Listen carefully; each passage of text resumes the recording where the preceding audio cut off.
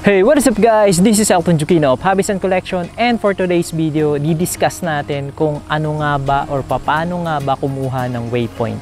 So this is an upgrade from Mavic series and DJI Air 3 to nilagay nila sa Mini 4 Pro. So ngayon guys, meron ng waypoint si DJI Mini 4 Pro. By the way, I am here in Camp Burabod. So eto, yan, makikita nyo guys.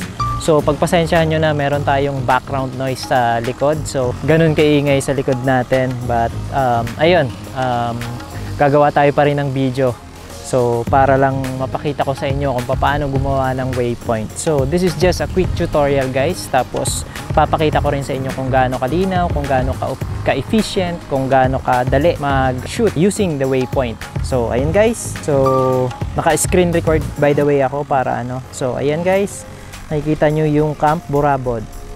So ayan, nandito tayo. So medyo maingay. Ayan, nandyan yung may nagmamawer. Tapos andito tayo guys. Ayan oh. Yun. Ayan. So zoom lang natin. Ayan oh. Ayan, nakikita nyo ako. So yan yung zoom ng DJI Mini 4 Pro. Mag-start tayo sa ano. So by the way, yung waypoint is ito. Nandito sa gilid. Ayan. So, pipindutin lang natin yan. Tapos, C1 is button to add the waypoint. So, eto siya guys. C1, nasa left side. So, eto. So, i-click lang natin yan. So, yung waypoint natin is mag-add tayo ng pictures. Is basically, I'm not sure kung meron man kayong DJI Mini 3 or yung time-lapse. So, sa time-lapse, meron ding mag-add kayo ng parang waypoint din siya. So, magpipicture kayo kung kukunin ng camera kung saan siya exactly pupunta. Tapos, yung location niya. So, i-detect niya kung ano yung altitude, yung gaano kalayo, yung camera, ganun din. So, sa waypoint is mag-add tayo. So, like for example, this is our first.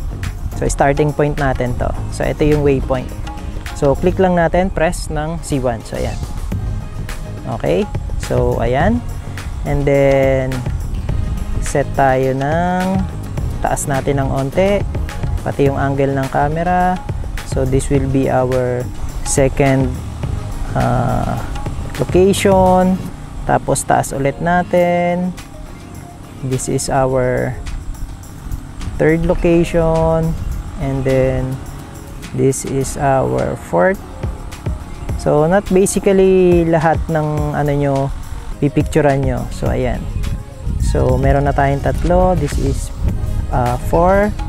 Tapos pang-apat is lalapit tayo doon. Ayan, lalapit tayo. Tapos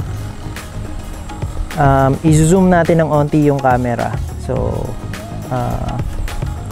yan, babaguhin natin. Yan, kunyari, ganyan. So, naka-zoom ng onte. So, ma-identify niya yan ng DJI Mini 4 Pro na kailangan natin mag-zoom. And then, papalapitin natin ng onte.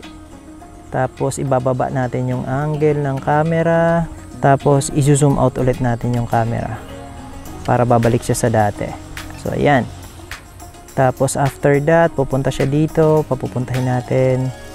Paro-rotate natin. This is the 3. So, C1 ulit. So, meron na tayong 7. Tapos, 4. Tapos, 5. Paatrasin natin ng onte. Yan. Yun. Tapos, papupuntahin natin dito sa atin.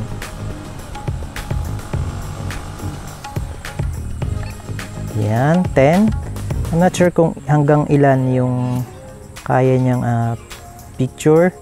I mean, yung point na pwede nating i-add. Yan. Tapos, yan.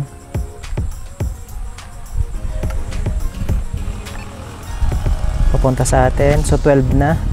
So, hindi ko alam kung gaano karami yung kaya niya. Ito guys.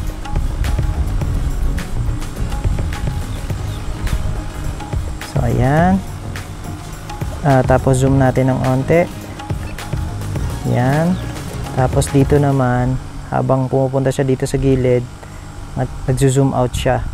Tapos, nagbababa. Zoom out. Yan. So, ayan. Okay.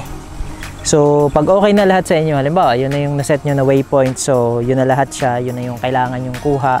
So, start nyo lang yung record. So, ayan. Wait.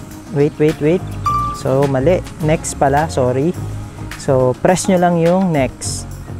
So, okay. So, dito kung makikita nyo, meron tayong global speed, end of flight, on signal loss, waypoint. So, ito yung waypoint 1. So, sa waypoint 1, okay yan.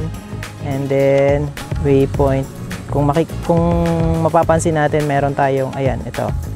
Ayan, yung speed, mababago rin natin. Tapos, yan na yun.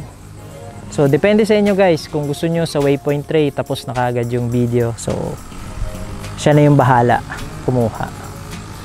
So, asa na yung ating drone? Ayan, nandun yung ating drone. So, pupunta siya sa waypoint 1. So, which is yung waypoint 1 sa atin. Tapos yung end is sa atin din. So, ayan, nandyan tayo. So, nagre-record na siya. Ayan. Okay. Sorry, hindi ko na press yung record kanina.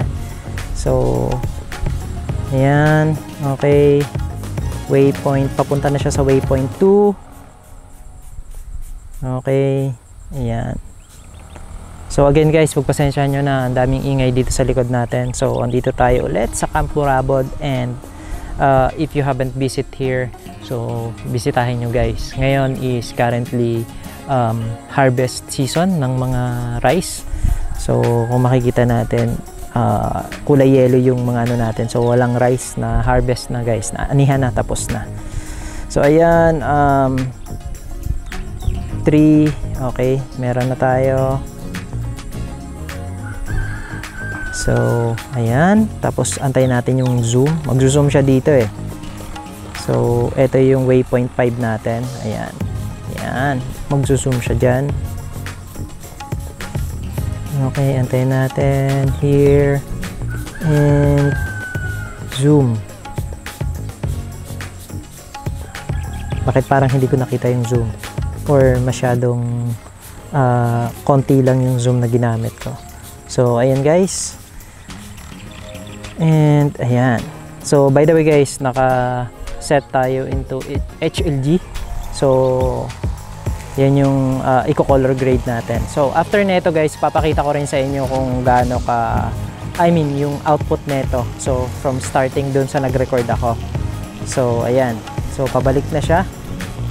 So pabalik na, papunta na sa atin yung drone. So ayan. So ano nga ba yung purpose na itong waypoint?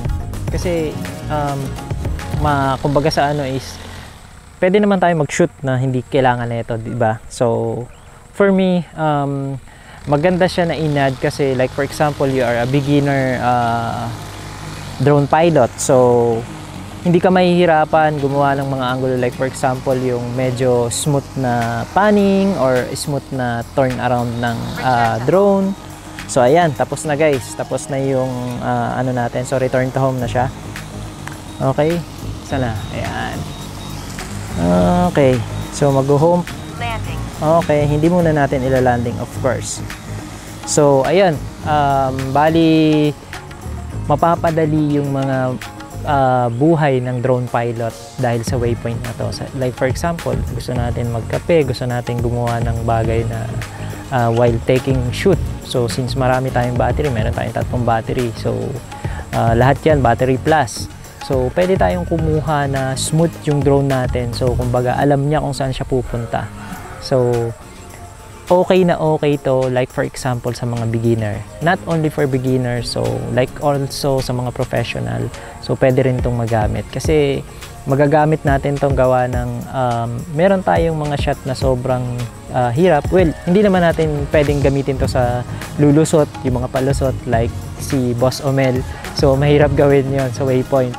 So kumbaga yung mga tight na shot, like for example medyo close up sa subject, tapos tataas siya, mag-zoom in, mag-zoom out, tapos papaikutin natin yung drone. So yun, yung mga functionalities na yon is mapapadali yung pag-maneuver natin dahil dito sa waypoint. At the same time, kung nagsushoot tayo, kung photographer ka, videographer ka, may dala kang camera.